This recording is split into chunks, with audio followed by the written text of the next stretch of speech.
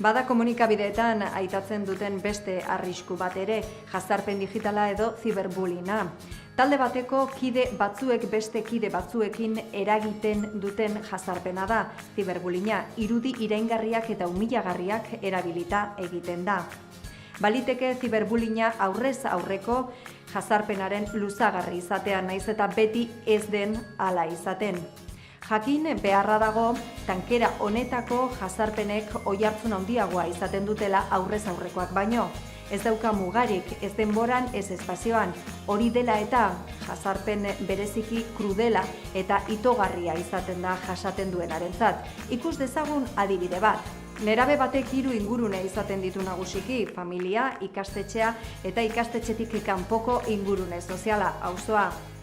Jazarpena ikastetxean gertatzen denean ez dauka zertan auzunean ere gertatu. Adibidez, horrek nolabaiteko atsedena ematen dio jazarriari.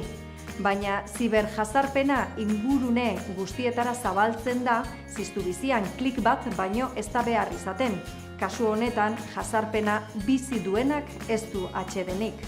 Garrantzitsua da gure seme-alabei errealitate horien berri ematea, ala garbi edukiko dute ezin dutela jarduera horietan parte hartu sare sozialetan, ikastolako patioan inor jipoitzen edota isekatzen ez duten bezalaxe, eta horrez gain jakingo dute zer erantzun tankera honetako erasoren bat jasoaz gero.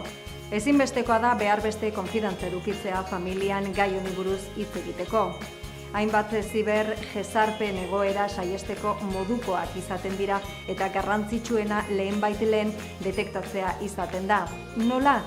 Interneten aurkituko duzu informaziorik gai horren inguruan. Eusko Jaurlaritzak 2011an tankera horretako egoerak identifikatzeko argitaratu zuen protokoloa kontsultatzea gomendatzen dizugu, baita Arartekoaren bulegoak argitaratutako material didaktikoa ere. Beheko estekak kontsulta ditzakezu.